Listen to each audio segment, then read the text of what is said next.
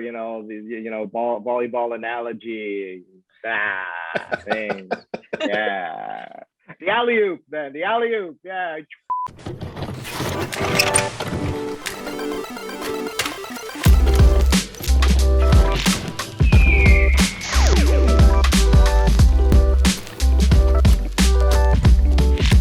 Welcome, everyone, to Lunchbox TV review of Marvel's What If.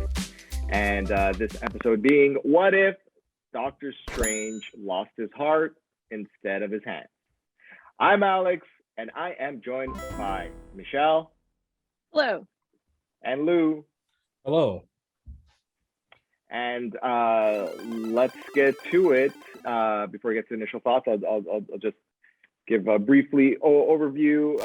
Lou mentioned just before the recording that it's like the first horror feeling episode, and it was. It did give that vibe, just like all the other episodes had like different worked with different genres. So did this one. This one, I guess, the mystical horror realm. And yes, guys, give me your thoughts.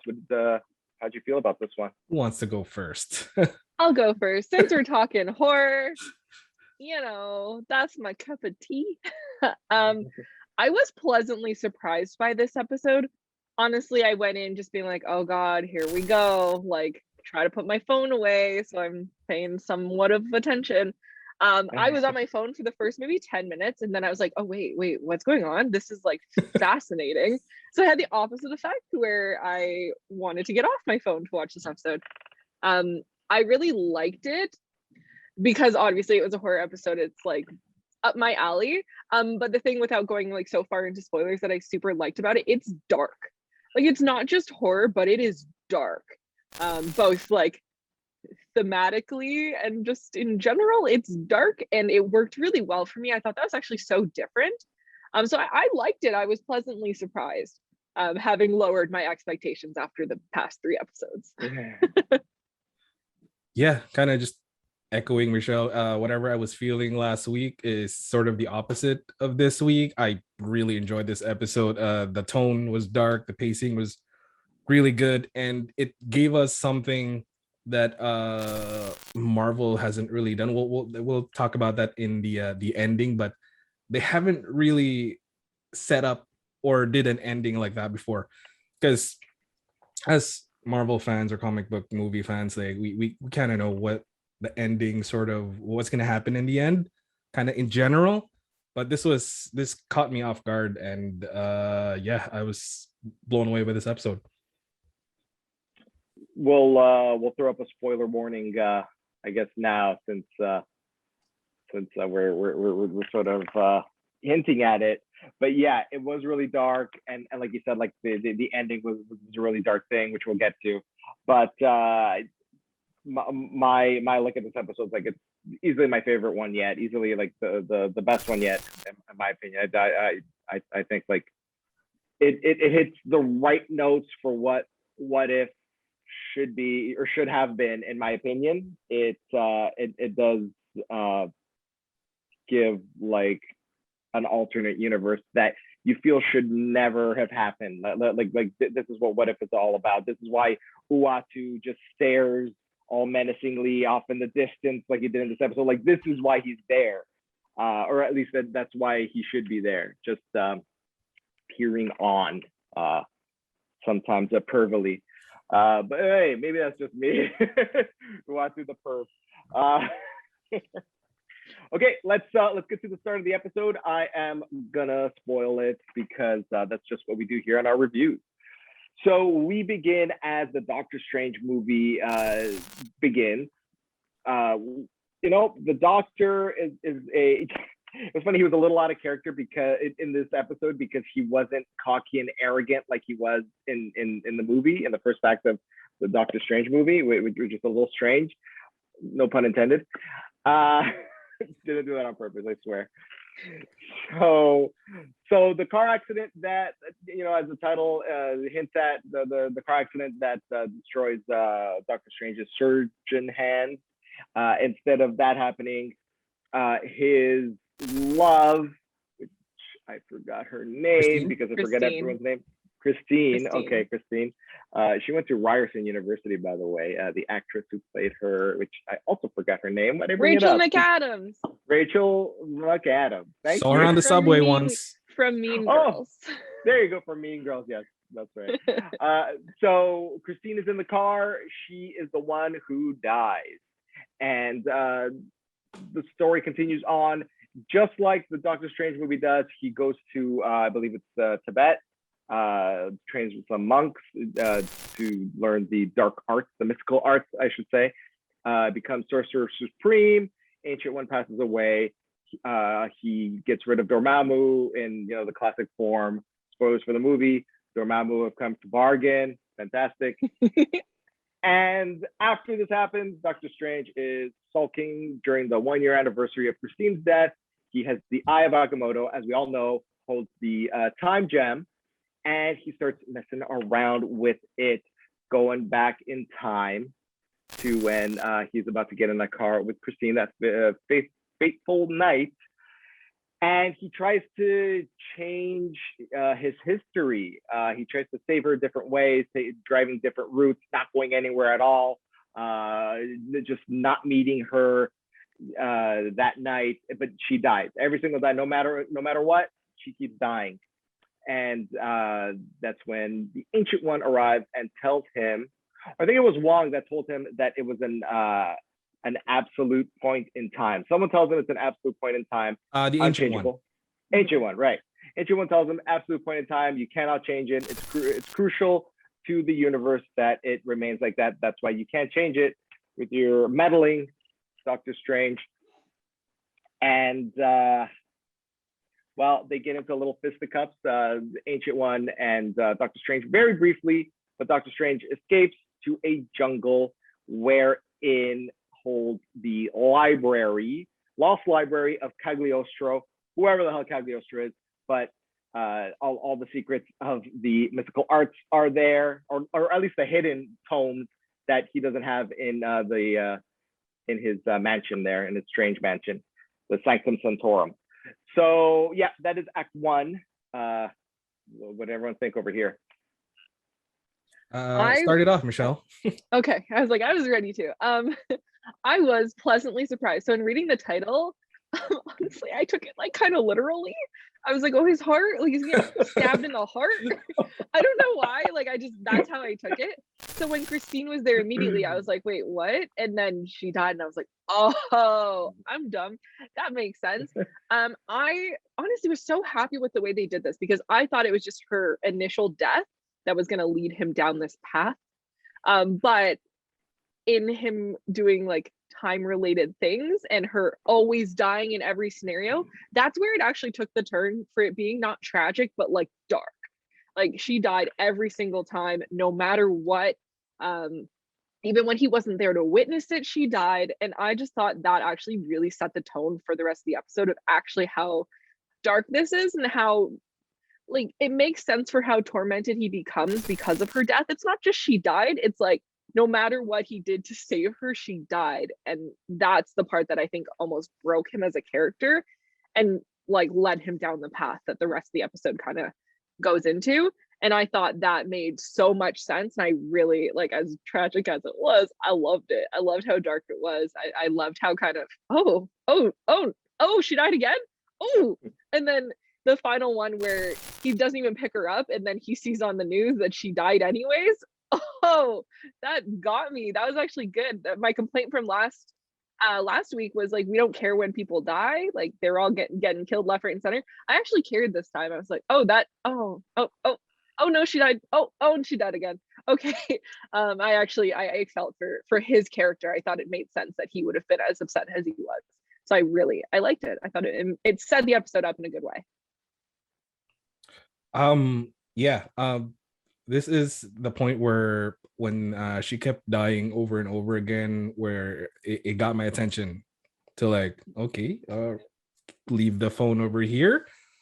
And it was, I really felt for Strange at that point because she kept dying and dying. And then I think Michelle mentioned it too, that even the last deaths that they showed Like it's almost like, especially I think the one where she was driving, and it's almost like Doctor Strange just closed his eyes, like he knows it's about to happen. And I was like, that was sad. Like it broke him kind of, and it sort of led him, like Mr. L was saying, on the path that where he eventually ends up.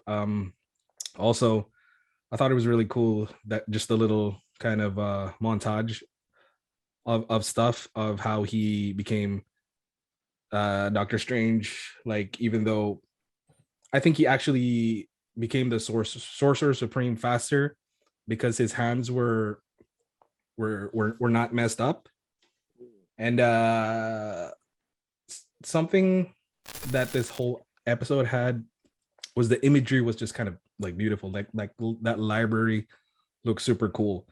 And I was also, I don't know, it's probably like nothing, I'm just reading too much into it, but Cagliostro and Obeng, I think, are the same person, because if you look up Cagliostro, it says that his real name is Obeng. Whoa. So yeah, whatever. That's just me just diving too much, but yeah, cool first time. Is that like a Marvel wiki thing, or is it like? I think it is a Marvel wiki thing. Yeah. Ooh. Okay. Oh, that's really interesting. And so also, if you notice, I'm just jumping a little bit ahead, kind of, that you know how his eyes were two different colors, kind of represented the split that happens later on. I don't know. That was just like me. That's I agree. sharp eye. I agree with that. Yeah. I didn't even notice that, but yeah, that's sharp. That is something. Wow. I can't look at heterochromia in anything Marvel and nothing X-Men though. Sorry. Like I just can't, because like I don't know if you know what I'm talking about, but in the X-Men scene, Xavier is like, this is young Xavier, I think he's like flirting with a girl, he's telling her like, oh, you have two different color eyes. Yeah, the bar scene. Yeah, I can't see anyone with heterochromia not think of that. So when I saw the two color eyeballs, that's what I thought of. But I also understand where you went with that, Lou. But I just thought, oh, Xavier's gonna show up and hit on you in a second. Watch out. And I knew that. I only found out about that because I had no prior knowledge of who Cagliostro was. Like I kind of knew who he was, but like just beyond knowing who he is, I didn't know. So I did a little googly to him, and I was like, "Oh, bang!" I was like, "Okay." But yeah. Probably should have done that research beforehand as well before I decided to host this one. But in any case, this I mean, we're all going to repeat ourselves. I'll try not to repeat what you guys said, but just one thing, because it's unbelievable. You both brought it up. Like there was literally a time when, like, it happens in every show that I watch, where like I just think of something random. I'm like, I'm gonna Google it on my phone. But like there was a point at this episode, I forgot when it was. I think it was around like the time loops, where I'm just like, no, I'm putting this down. I'm gonna watch this. Yeah. So yeah, and the first act was really good, and like it's amazing how this episode it just got better, like the quality and everything. It just improved. I will say one other little aside, which I'm glad I was wrong, but like at the beginning of the episode, I thought Doctor Strange was going to do his magic, brouhaha, and bring zombies into the universe, create zombies. That's what I was thinking. I did think that for 1 second. Okay. For 1 second, okay. I thought they were coming. Yeah, because it's like, oh, you're bringing someone back from the dead. You're bringing everyone back from the dead.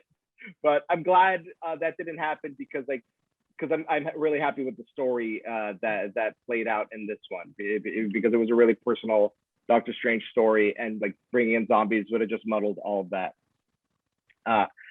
That said, let's move on to the Lost Library of Cagliostro, aka Obey. And Doctor Strange finds the books, and he finds a book that tells him how to break the absolute point in time. It just requires a lot of power. So Doctor Strange summons a monster, as one would do when looking for more power. Fortunately, he brings in the squid monster, which I'm pretty sure is that squid monster from the first episode. Yeah. Yep. What? I have a feeling this is gonna be like if they're gonna do like a full story arc, like bring it back together at the end. I have a feeling they're fighting that squid monster. That's my one theory. I'll just drop it down right there. Squid monster and end of the show. Maybe Shumagorath. Let's hope. Oh, I hope so. Yeah.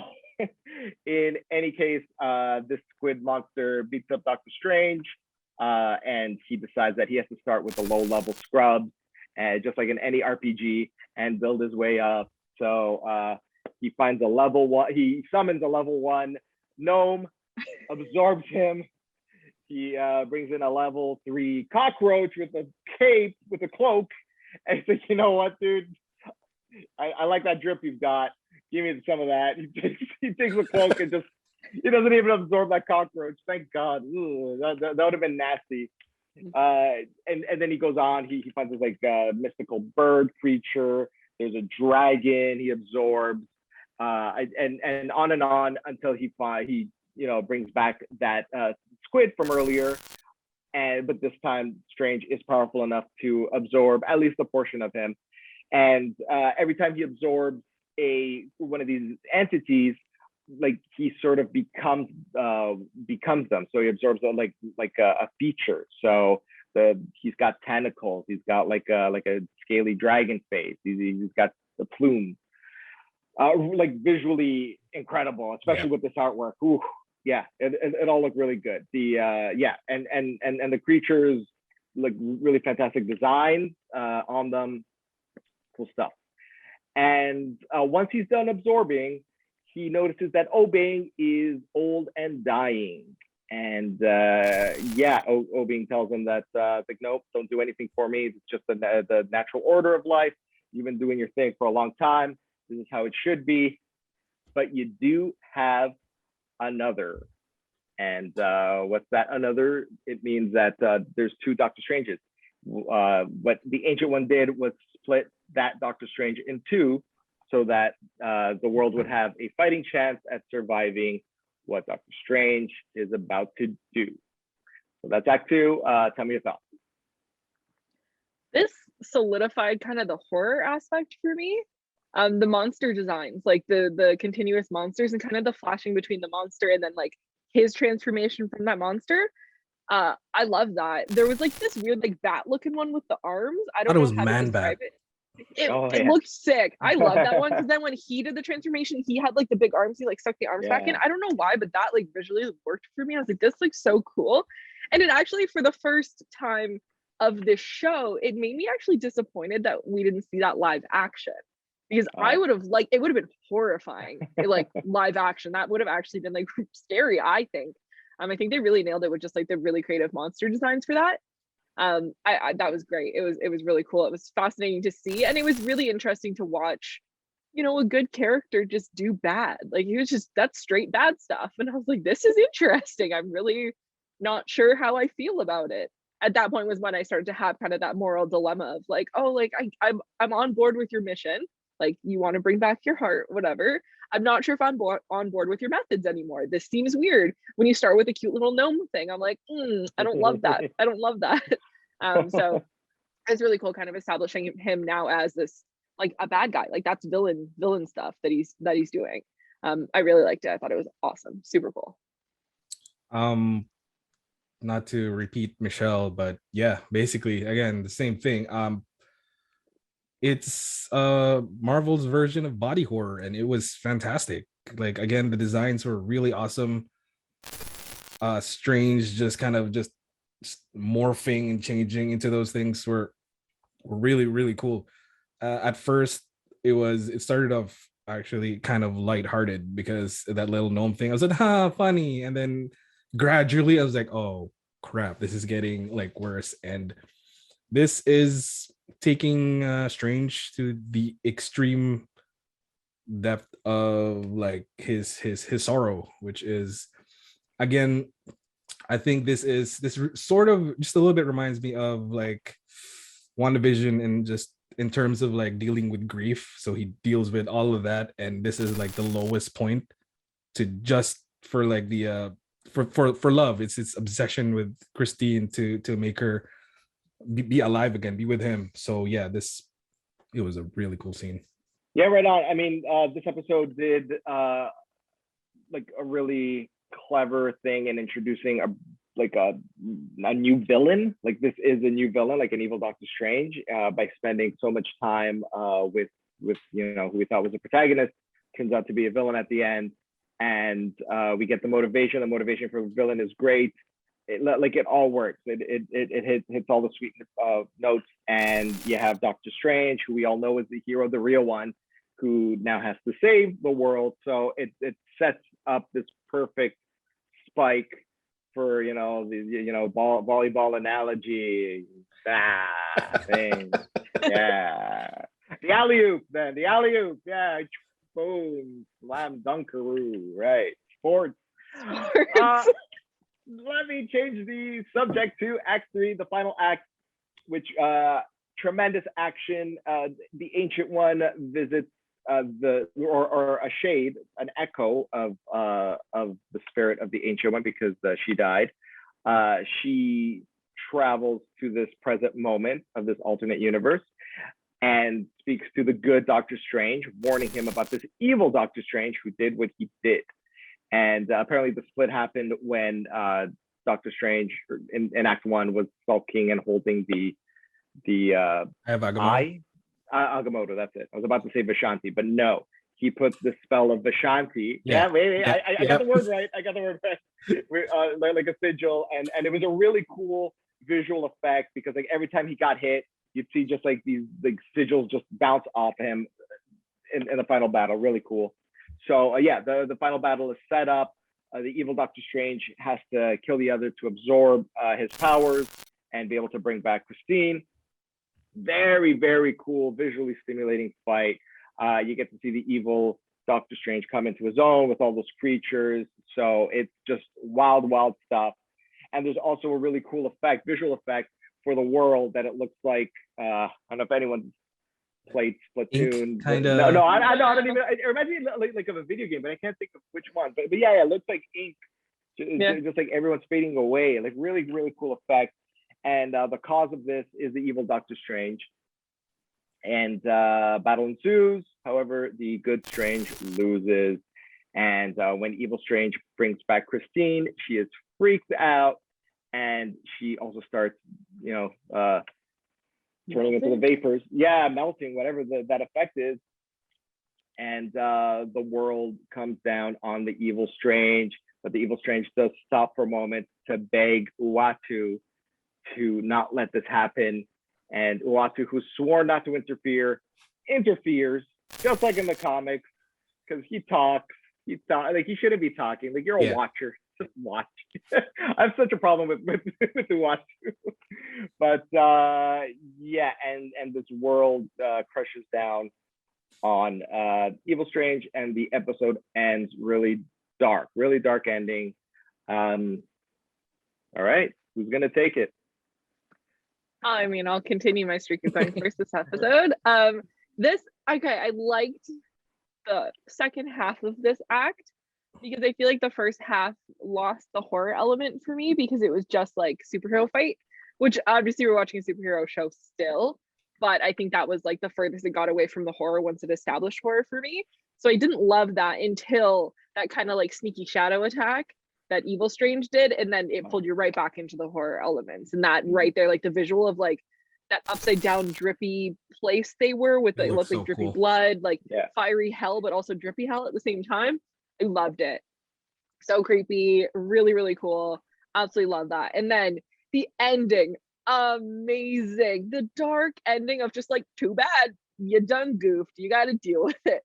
That I was actually a little bit like thrown off that it actually ended that way. I was like, wait, you're gonna okay, it's over. Sick. I love it. I had this moment where I'm like, are they really gonna end it like this? Because that's so not even the style of this show, which has had darker tones and like kind of like dramatic things, but it hasn't ended like bleak, like straight up you lose. Bad guy wins, but also bad guy still loses. And I really enjoyed the ending. It's not feel good in any way, shape, or form, but it was entertaining, and I'm here for a good time. And I had a good time. I loved everything about this final act. From I got my wizard superhero battle, which was really cool. It was visually amazing. I don't know if anybody noticed, but when his cape tied around, it had a little cape scream, and I was like, "Oh Yeah. man, poor little guy." They killed the cape in his Oh, screen. So the cape. Although I have to admit, while I was watching this, I was getting nervous, especially when Watu showed up. I'm like, oh, they're gonna make him a kind of a Deus ex machina, like this force that's just gonna help Strange. I'm like, oh no, I would have been really pissed if that happened. He just talked, and I'm like, okay, just shut up now, don't do anything, and he didn't, and it was still a tragic ending, and that when it was starting to shrink, and you hear Doctor Strange just go, "I'm sorry, I'm really sorry," or something along those lines. I was like, yes, and like I was saying earlier, I don't think Marvel has ever done like an ending this dark. I mean, if you think about like Infinity War, the snap happened. I mean, we all knew they were gonna come back like one way or another, but this was just had a different feel for it, and I was just like, oh shit, they're really doing it. This is unless Captain Marvel shows up again and does whatever. It was a great ending. I loved it. Yeah, like I said, it just peaked. Like it really, the stakes rose to the highest point it could, and it just ended in a great way. But like, this is the episode that I wanted all along, and it ended fantastically. It remained true in its horror roots, and it's got me anticipating the multiverse of madness even more. Sam Raimi on board. Ooh, cannot wait. Yeah. Yeah, there's nothing else I could say about the end that you guys haven't already mentioned. So let's move on to the final scores. You guys, take it away. Out of 10. I always forgot that part. Out of 10. I'm gonna give it a 8.5. Yes, I feel good about that number. I mean, the numbers, like, if you look back at all the numbers I've done for all these 4 episodes, the numbers mean absolutely nothing. It depends on my mood. Because, like, now that I've seen this one, take everything else down a point. Like, you know, and Yeah, basically. At the end of, I feel like at the end of all of them, we should go back and re-rank them all. Because my opinion changes every single time a new one comes out, and I'm like, see what else could be done. Because my scores for everything else has changed because this one is better and everything else deserves to drop. Because this isn't a 10, it's not quite a 9, it's 8.5, and therefore everything else needs to go down. And as to what Alex had said, it makes me excited and nervous for the multiverse of madness, because I'm like, if this is what Doctor Strange horror could look like, I have really high expectations, and I also am nervous that it's not going to live up to those expectations, because I really need it to feel horror in some capacity. I need some type of horror, and I'm not confident it's going to be nailed. I hope it is, though. Like, give me some type of that body horror stuff in that one, and I'm going to be, that's enough for me. I'll be so thrilled to see that. Anything of that nature in real live action, oh, that'll be a 10 out of 10 for me. Like, so good. So that's where I'm at. Yeah.